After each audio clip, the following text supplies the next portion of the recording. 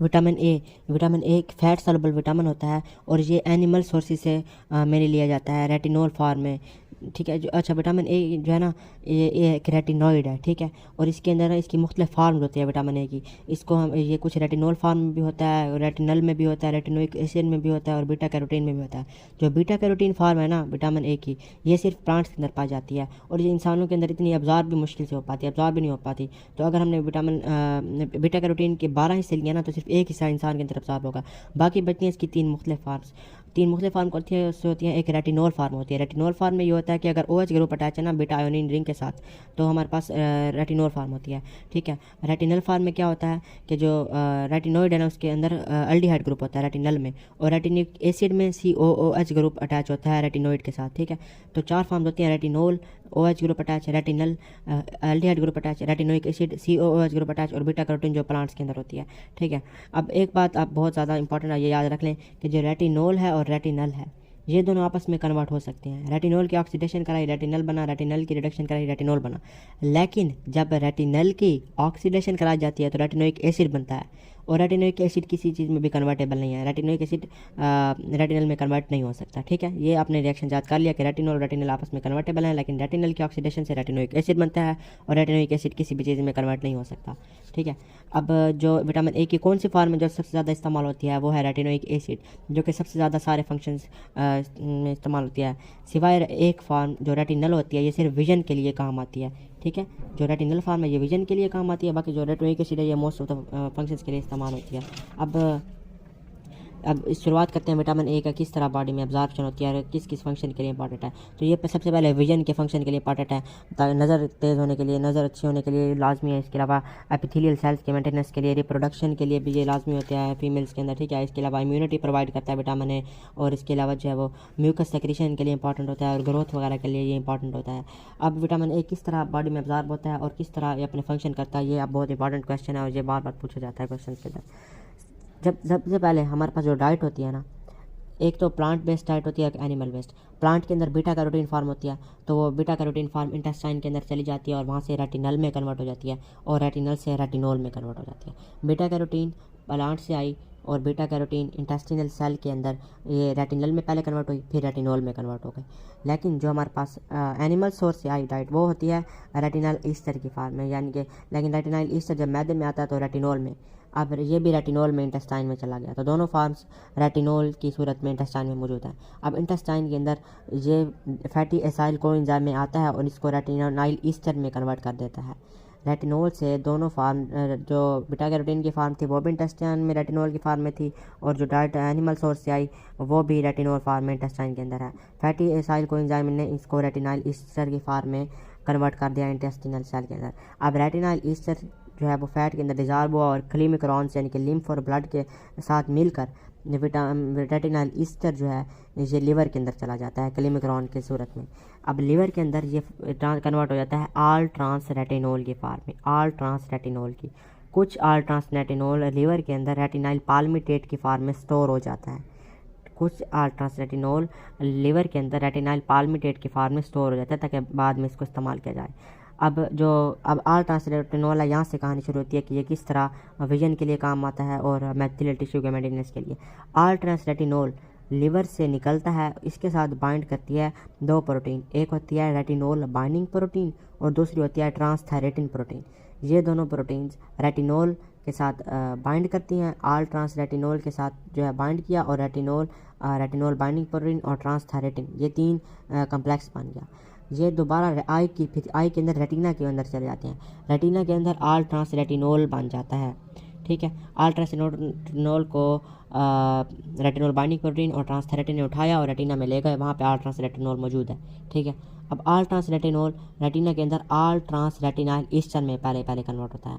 अब आल trans retinyl Easter दोबारा convert हो जाता है 11-6 रेटिनोल के अंदर, 11-6 रेटिनोल से ये कन्वर्ट हो जाता है 11-6 रेटिनल के अंदर।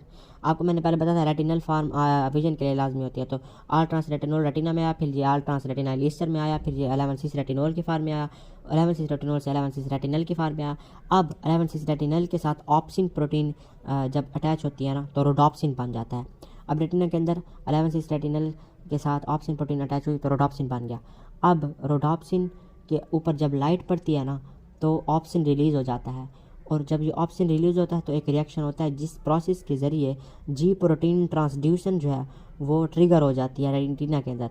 G protein transduction nerve impulse optic nerve के ज़रिए ब्रेन में भेज दिया कि जी विजन आ गया है, तो इस तरह ब्रेन देख लेता है कि ये विजन हो गया मेरा। उसके बाद क्या होता है, रोडोप्सिन से जब ऑप्सिन निकलती है और डीप प्रोटीन ट्रांसड्यूसन एक्टिवेट होती है और नर्व इम्पल्स जाती है ब्रेन के वक्त, तो रोडोप्सिन कन्वर्ट हो जाता है आल ट्रांस रेटिनल के अंदर। अब ये आल ट्रांस रेटिनल दोबारा से रेटिना में आल ट्रांस रेटिनोल की फॉर्म में कन्वर्ट हो जाता है।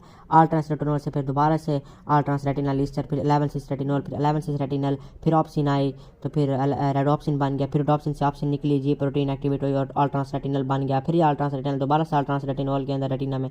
तो इस तरह ये साइकिल चलता रहता है। अच्छा, ये तो हो गया विजन के अंदर रोल इसका, ये 5 मार्क्स का क्वेश्चन आता है। इसके अलावा जो दूसरी फॉर्म होती है जो एपिथेलियल मेंटलिस के लिए होती है वो किस तरह होती है, वो भी इस तरह होती है। आल ट्रांस रेटिनोल लीवर से निकला और रेटिनोल बाइंडिंग प्रोटीन और ट्रांसथेरेटिन के साथ अटैच हो गया, फिर ये इंटेस्टाइनल सेल के अंदर गया तो ये रेटिनोल में कन्वर्ट हो गया। अच्छा, रेटिना में सबसे पहले शुरुआत हुई थी आल ट्रांस रेटिनोल से, लेकिन यहाँ पर शुरुआत हो गई एपिथेलियल सेल के अंदर रेटिनोल से।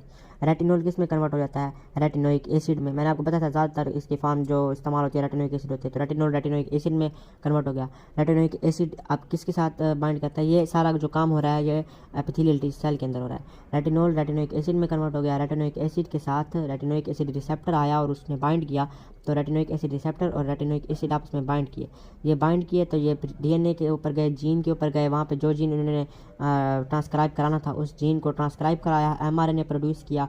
एमआरएनए से जो विटामिन ए ने अपनी प्रोटीन सिंथेसाइज करानी थी वो उस एमआरएनए से प्रोटीन सिंथेसाइज हो गई और सेलुलर डिफरेंशिएशन वगैरह हो गई।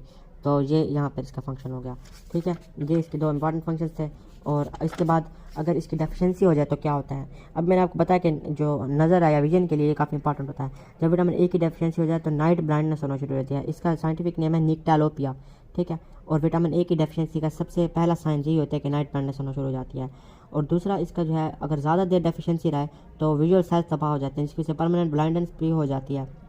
अच्छा, विटामिन जब ए की कमी होती है ना तो केराटिन सिंथेसिस कम हो जाता है। विटामिन ए की कमी से केराटिन सिंथेसिस विटामिन ए की कमी की वजह से केराटिन सिंथेसिस बढ़ जाता है। विटामिन ए की कमी से केराटिन सिंथेसिस बढ़ जाता है, जिसकी वजह से जो आई की कंजंक्टिवा है ना वहाँ पर ड्राइनेस होना शुरू हो जाती है, जिसको ज़ीरोफ्थाल्मिया कहते हैं।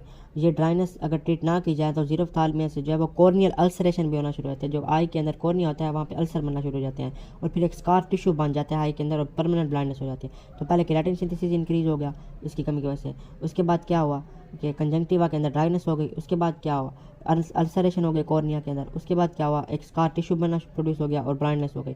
और सबसे ज़्यादा विटामिन ए की डेफिशिएंसी की वजह से ना बच्चे 5 लाख बच्चे हर साल ब्लाइंड होते हैं। और दूसरी स्किन कंडीशंस भी होती हैं, विटामिन ए स्किन के लिए भी इंपॉर्टेंट होता है ना, तो इसकी स्किन कंडीशन में विटामिन ए की कमी की वजह से जो है विटामिन ए को हम इस्तेमाल करते हैं डर्मेटोलॉजिकल प्रॉब्लम्स के लिए, जैसे कि एक्नी वगैरह के लिए। जो है ना एक इसकी फार्म होती है ट्रिटोनोइन फार्म, विटामिन ए की ट्रिटोनोइन फार्म होती है। ये ट्रिटोनोइन फार्म जो है वो इसको हम स्किन के ऊपर लगाते हैं ताकि एक्नी वगैरह को ट्रीट किया जा सके। ठीक है, अगर बहुत ज़्यादा एक्नी हो ना तो वो ट्रीट ना हो रही है तो इसको आइसोट्रिटोनोइन की फार्म में विटामिन ए को इस्तेमाल करके बहुत ज़्यादा एक्नी को ट्रीट किया जाता है। लेकिन आइसोट्रिटोनाइन को जब इस्तेमाल किया जाता है तो जो प्रेग्नेंट फीमेल्स हैं उनके अंदर जो बेबी है उसके अंदर टॉक्सिक इफेक्ट प्रोड्यूस होना शुरू होते हैं और उसके अंदर डिफॉर्मिटीज़ होना शुरू हो जाती हैं। इसलिए जब भी आइसोट्रिटोनाइन को इस्तेमाल किया जाता है स्किन की ज़्यादा एक्नी के ट्रीटमेंट के लिए तो पहले एक्सक्लूड किया जाता है कि वो फीमेल प्रेग्नेंट ना हो। अगर तो वो फीमेल प्रेग्नेंट है तो हम फिर उसको इस्तेमाल नहीं करते। इसके अलावा अगर रेटिनॉइड इसकी बहुत ज़्यादा टॉक्सिसिटी हो जाने के विटामिन ए को बहुत ज़्यादा इस्तेमाल कर दे दिया जाए, इंटेक कर दिया जाए, तो फिर क्या होता है, फिर जो होता है केराटिन सिंथेसिस कम हो जाता है, जिसकी वजह से क्या होता है स्किन ड्राई हो जाती है, प्रोराइटिक हो जाती है, लिवर बढ़ जाता है। इसके अलावा इंट्राक्रैनियल जो दिमाग की हड्डियाँ हैं ऊपर उसके अंदर प्रेशर बढ़ना शुरू होता है, ब्रेन के अंदर ट्यूमर आना शुरू हो जाता है, बोन की मिनरलाइजेशन सही नहीं हो पाती और फ्रैक्चर रिस्क बढ़ जाता है। ये सब कुछ होता है अगर विटामिन ए की बहुत ज़्यादा ज्यादती हो जाए। तो बस यही था इसके बाद।